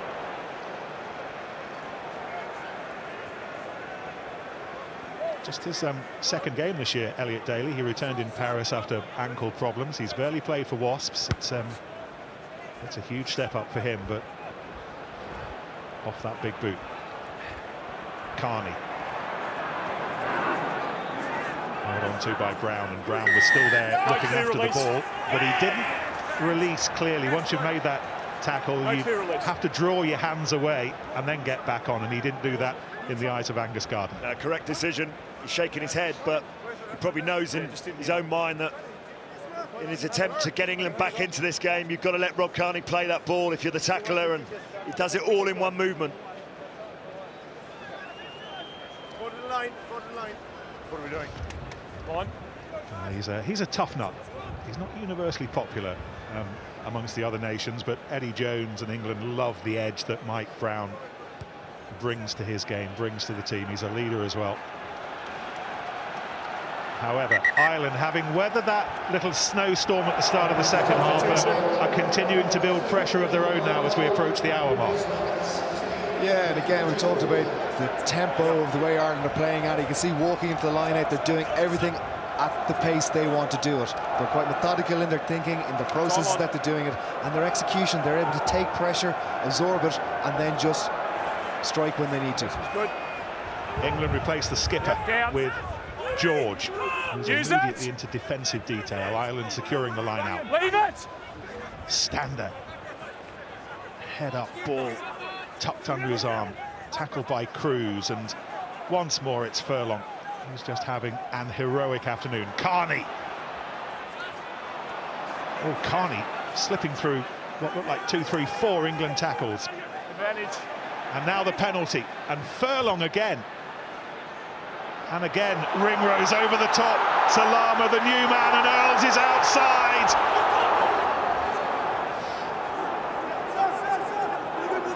Increasing suspicion that one more Ireland try really might end the debate, and Ringrose is going fishing for it. Important tackle by Marler. Ireland are that close though, aren't they? They've just got to... Now they'll have the 5-metre scrum. Everyone on top of everyone, scrum. Again, they'll suit them down to the ground. Advantage. Very happy with that. Penalty advantage, I thought, against maybe James Haskell. Did he come round in on the side? Actually, yeah, Angus Gardner has gone back for the penalty now. Not rolling, number 16. Jamie George was the man not rolling away from the tackle area. Ireland were close enough. Yeah, I didn't see it like that, to be fair, mate. I saw your guys go down first, and then everyone piled up on them. This was the penalty. Yeah, Jamie George just come on the field, isn't he? 16 not rolling initially. Just gets trapped in there, I'm not sure. Trapped wouldn't be the word I'd use. It was strategically placed there by Tadhg Furlong would be another way. Sorry. Either way, he's not going to move. He's shaking his head. Well, I've got a load of Irish beef on top of me. Where am I supposed to go? Well, this is interesting. Johnny Sexton is on the pitch, but as we saw towards the end of the game last week, it will be Conor Murray off the kicking tee. He's got a 100% kicking record in the Six Nations so far this season. He's only had one. Here's his second. Correct decision as well, isn't it? You know, no need for a bonus point. Just want to win a Grand Slam and just put another nail into the box.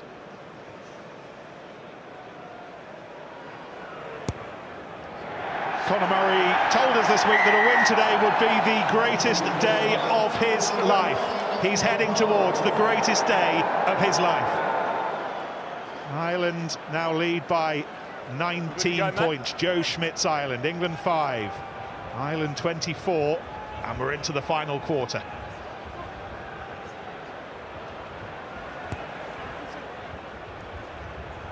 England have changed their scrum halves. Danny Care's on for Richard Wigglesworth. He's come back as a starting test player. Lasted an hour.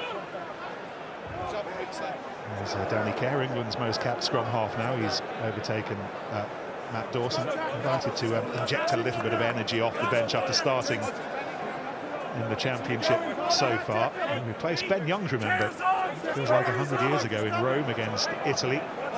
And Youngs has been injured ever since. Yeah, well, just come back then, Corey. Yeah. He'll add energy, but it's Ireland, as you say, they've just controlled the tempo. They've got so much experience. They've showed it right from the start of this game with the way that they've managed it and taken their opportunities, and they've got that momentum that you get from 11 wins, and they just look very, very calm in everything that they're doing at the moment, even defending resolutely.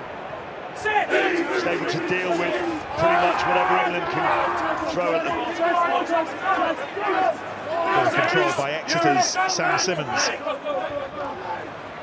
Ford to Farrell, the familiar partnership reunited, and now Daly chips through, but there are green shirts in front of him, most notably Earls. 22.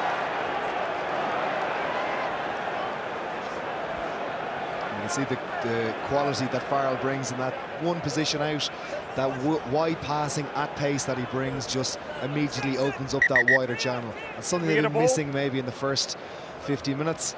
And you can see just the quality of it. George Ford again bringing him to him. This pass here, running at pace, right on the money. And again, that's just the body language. You see in the Irish players, everything means something to them.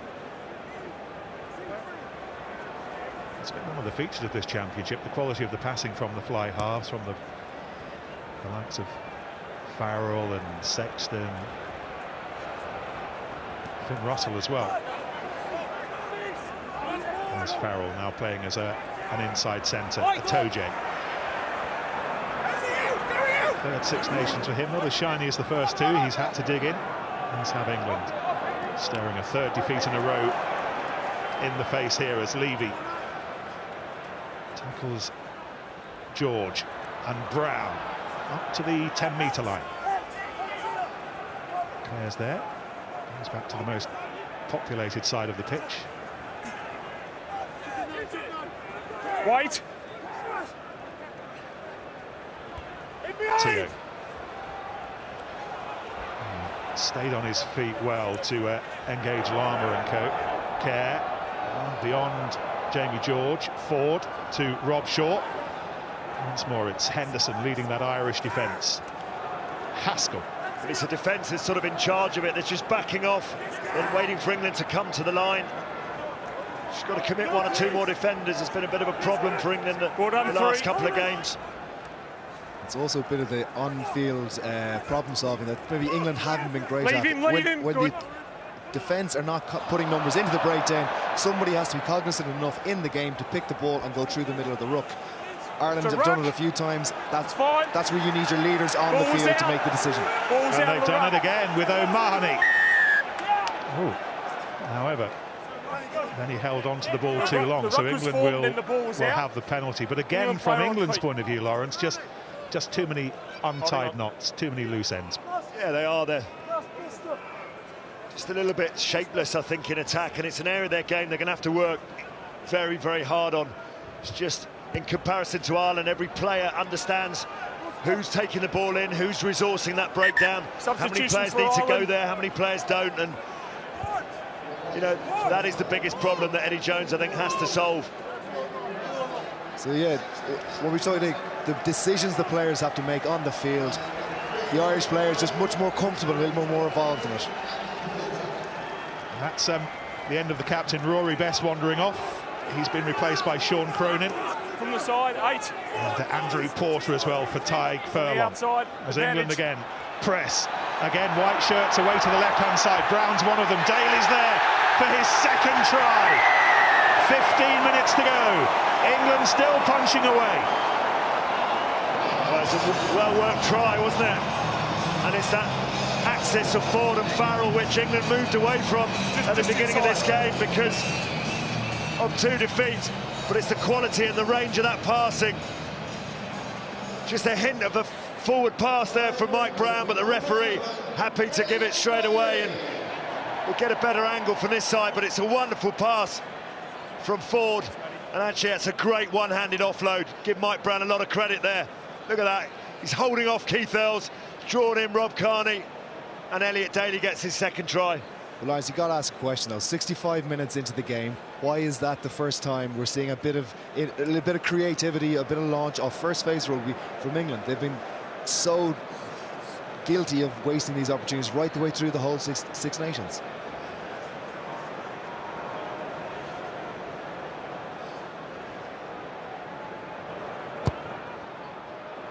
To guide it in on that east wind through the snowflakes, not quite. England still 2 converted tries adrift. Yeah, it's a really lovely try, as you say. Elliot Daly gets on the score sheet for the second time, but it's been a problem for England all the way through this championship. They've saved their best rugby for the last 20 minutes. They've not come out the blocks, and whether it's their emotional levels, they were chasing the game against Scotland, chasing the game against France, and they've been chasing the whole game against Ireland. Ireland have made a change. Devon Toner on for James Ryan, and for England, Don Armand, the Exeter man, his Six Nations debut. And if you listen very carefully, you will hear the cheers in Devon. And those cheers are for that man. Job not quite done. Little shake of the head, but very nearly done. And Armand tested immediately. If he took a public vote, he'd have won many more than just the 1 cap that he's taken so far for a brief 10-minute appearance against Argentina last summer. But Don Armand, now a Six Nations player. Kearney again charging onto that, not as cleanly as we've seen. And England with the knock-on advantage, and Farrell and Brown was calling for the kick through. The advantage is gone. Carvery, who's on now to replace Sexton, sliding onto the ball. Well, that's the wrong decision from Farrell, because immediately he kicks it away, the advantage is over. Seemed a bit harsh, that one, as Daly just fumbles it. Keith Earls onto it. Leave it!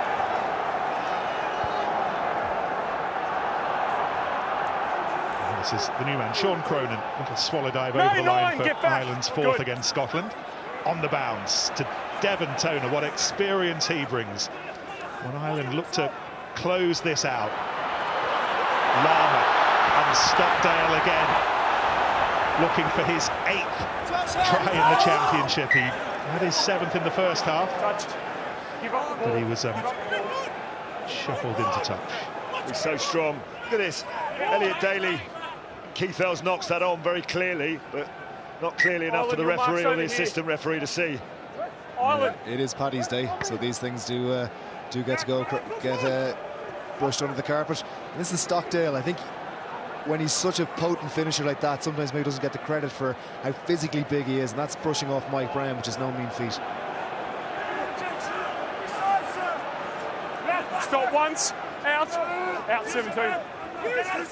No. Okay, use now, it's stopped.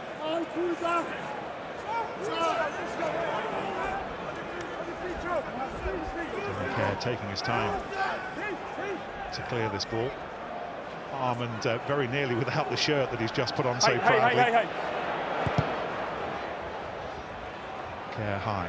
Stockdale underneath it. Hit by May and Haskell in tandem. Stan was clapping for it. He thought about giving it to Henderson, but held on to it himself. Yeah. Other side, Joey please. Carberry. Twisting away Andrew Porter, one of those bright young players that Ireland have blooded in this championship. Carberry getting more test miles as well, and this is Levy. And Ireland have a penalty. There was an off-the-ball hit. Murray. Get off the ball. And with a penalty in front of the posts, it's a long way from a gimme. What is it? 43, maybe 44 metres out. After the pass.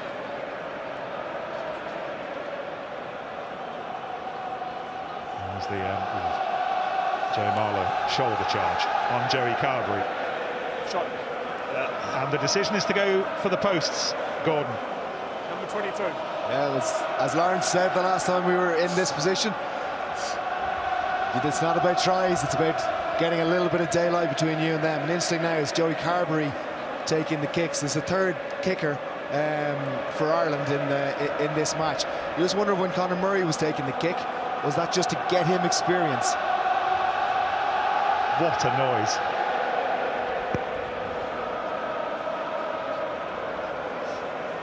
As you can say, again, that's music to my ears. It may not be music to everybody's ears, but Joey Carberry lining up this kick, and again, invaluable experience for a player like Joey, who's going to be very, very important to Ireland in the future.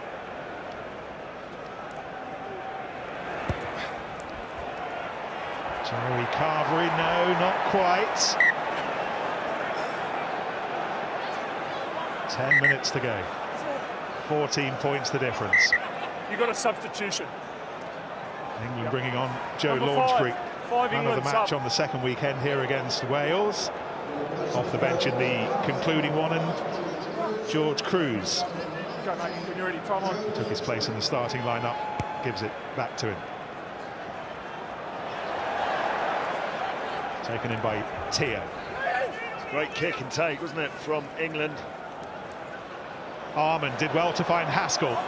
All seemed eager to go in its own direction, but England still have it. Launchbury considered himself a little bit unfortunate to have lost his place initially, but here he is now. Rob Shaw again. Dan Cole.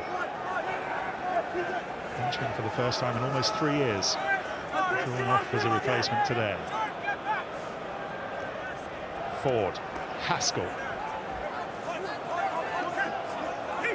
It's for large parts been a story of England throwing the ball around and running into a resolute green wall.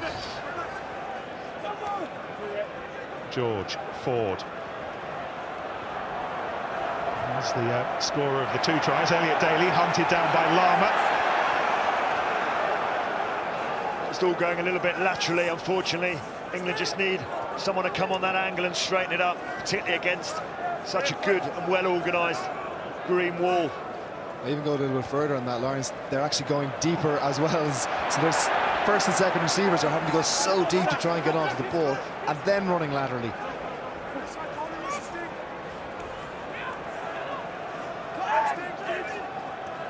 Murray. Carberry.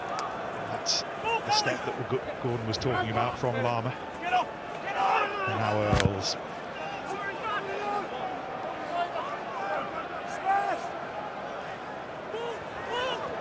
Shoulder first, Stander. Whoop, Ringrose, ball went backwards, swept up by Levy. Keith Earls is down injured at the moment. The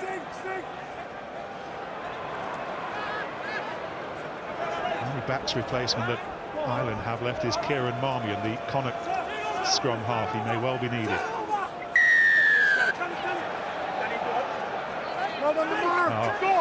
England going quickly as they have to. Kerr sensing that they might be a little bit short defensively. Ireland with Earls on the floor. Kerr again. George. And this is Daly from a long way out, and plenty of green shirts there. And ball shipped forwards, gathered by Cronin. I think it was well ripped by Ireland. Again, England trying to raise the tempo through Danny Kerr. Yep, time off. Yep, time off. You got the mark, Nige, see some attention to Keith Earls. Yeah. You tell Ireland medics to have a look at number 6, green. Jordan Narmer that just rips it from Elliot Daly, isn't it? I think it's the second man in. I think Ringrose in again. You just see him targeting the ball, goes in for it and just rips it out. It's so frustrating when you're a player when that happens. You've taken the first hit and you're just braced. You don't see the second hit coming in. There's a few tired bodies out there as well. I think Kieran Marmion is coming in for Keith Earls, or is on for Keith Earls. He's a bit of experience for Ireland on the wing, played a bit there in the November series. What a championship Keith Earls has had. Not the way he deserved to end it, but he is surely going to end it now as a Grand Slammer. One of the things that Eddie Jones has talked about this week, Lawrence, is perhaps England's need for an addition to their coaching team. And he's talked about an attacks coach. He does the work on his own at the moment, but maybe just an extra voice to sharpen up England ball in hand. Yeah, and it's an area that you know, really does need work on, because what Eddie Jones did when he first came in is sort of get England back to basics, their set piece, their defence, their mental state, but the attacking game takes time, and he's looked at one or two sort of guest appearances in that department, but hasn't sort of decided on anyone concrete. And I think what this championship will tell him for sure is that he probably does need to add someone, because England have got a lot of work to do in that area. I think probably the biggest issue he's going to have is taking hands off the reins. That means giving a bit of control to somebody else, giving them responsibility. And from everything I hear about Eddie Jones, he's a guy who likes to understand and control a lot of the detail. England aren't far away from posting their worst ever result here at Twickenham in the championship. In the 5 Nations and the 6 Nations, it's a record defeat at the moment. May well end up 5th. Here we go. Let's go, once Wales and France have done their stuff later on. England with a bag full of problems, but this is Ireland's story today. Okay. So it's a confirmed HIA Geordie on Murphy 6-3. Comes on a proper injector of energy later on against Scotland. Test debut here 4 years ago. This is his first time back. And what a moment to come back. Time on. And he takes the place of Peter O'Mahony. Crouch. So many faces who've been around for so long, Gordon, but who are on the verge of winning one of these Grand Slams for the first time. O'Mahony, one of them. Yeah, there's a few kids out on this pitch today who've never lost a game in an Irish jersey, which is an incredible stat to have. But the experience they have, the Peter O'Mahanys, the Johnny Sextons, the Rory Best, creating that balance with them, with the Stockdales, with the Carberries, it's a really hard equation to get, but Joe Schmidt has got that balance really well. Well, 70 years ago this week, Ireland won their first ever Grand Slam. They beat Wales 6-3 in the deciding game, which was held in Ravenhill, Belfast, that day, 1948. They'd earlier in the championship won by a point here, 11-10 against England. That long ago, the phrase Grand Slam didn't even exist. They didn't know they'd won the Grand Slam. They knew in 2009 what a Grand Slam was, and they will know what a Grand Slam is very shortly here at Twickenham. Yeah, they're building something special, Ireland, aren't they? This is a real winning run that they're on. They've taken the All Black Scout. Stop once. Outstanding in the autumn series at the Aviva Stadium, and now the Grand Slam beckons for them, and they thoroughly deserve it.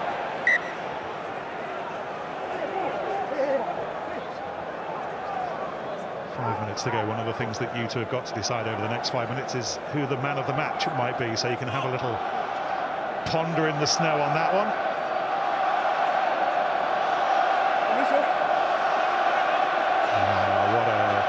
What a moment for Joe Schmidt. Very few coaches like him. Gordon will know all about his attention to detail, the work that's gone on in making this side the side they are. England still having a thrash. Here goes Johnny May. Brushes off the tackle of Stockdale, but not Carney. George. Held on to by Stander. Ford and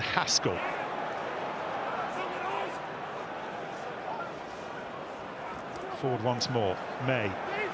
To create some mayhem in midfield. Haskell, but this is the area of the game that England have never really been able to cut Ireland. A lot of ball, not a great deal of incision.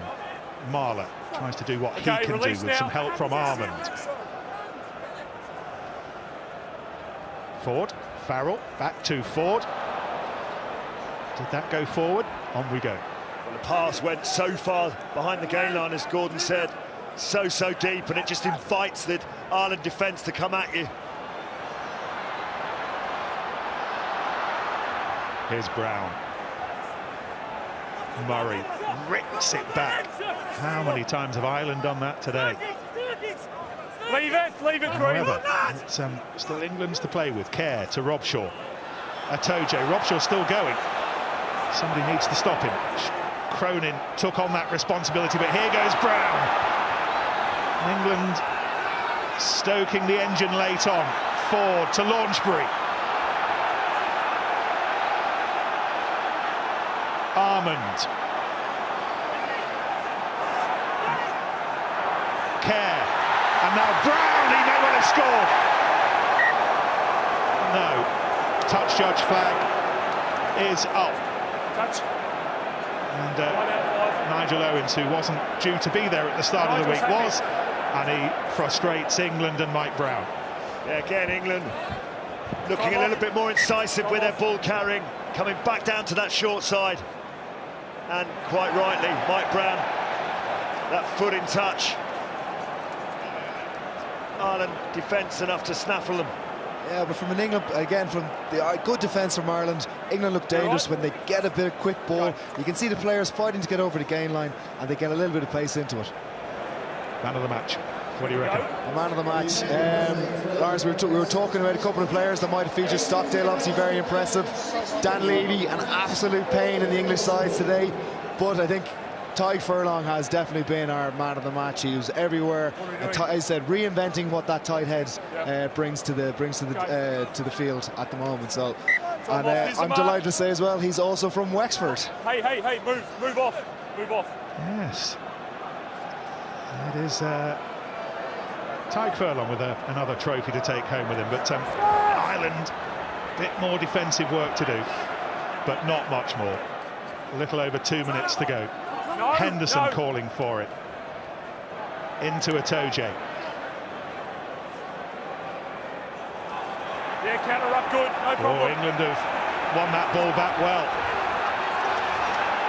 And maybe now, Kerr, and Murray's hand was in there. The penalty will be England. Here goes Teo.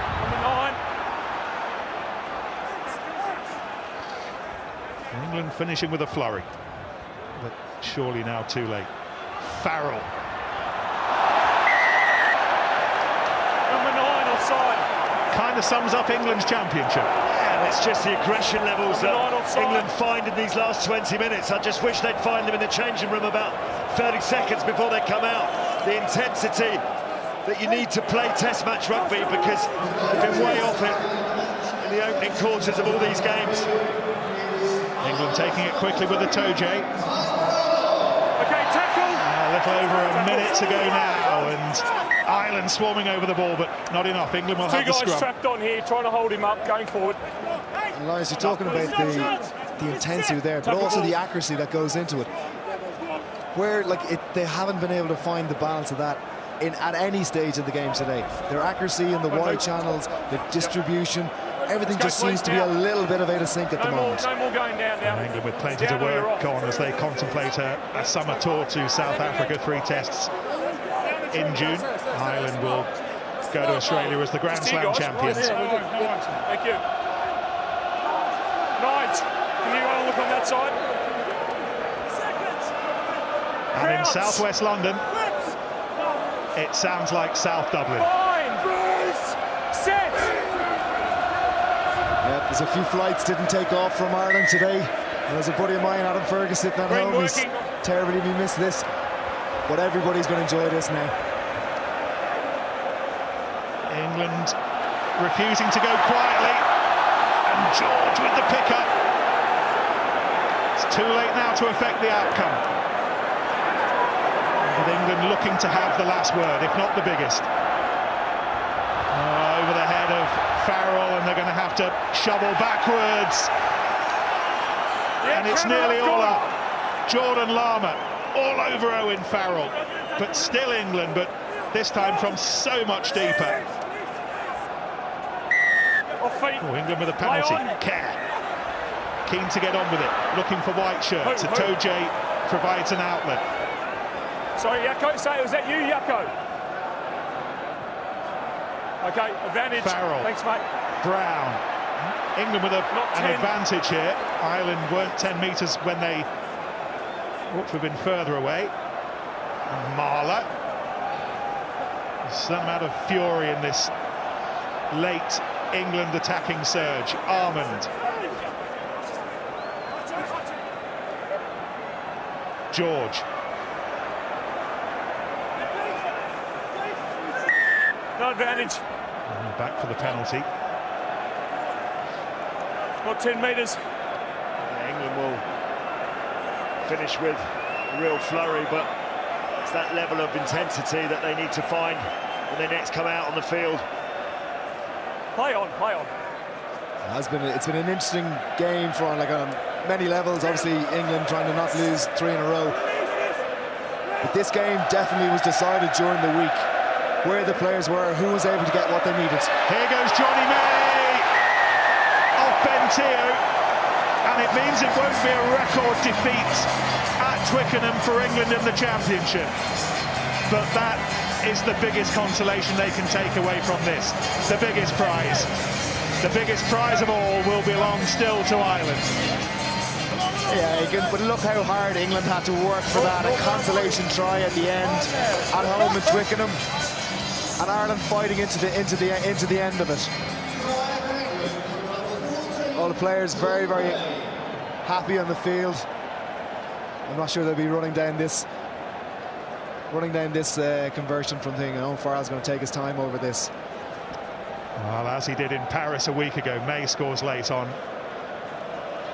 As it happened in Paris a week ago, it will make no difference to the winners and the losers. And in a London snowstorm, Irish history. What a day. A day this lot will remember for the rest of their lives.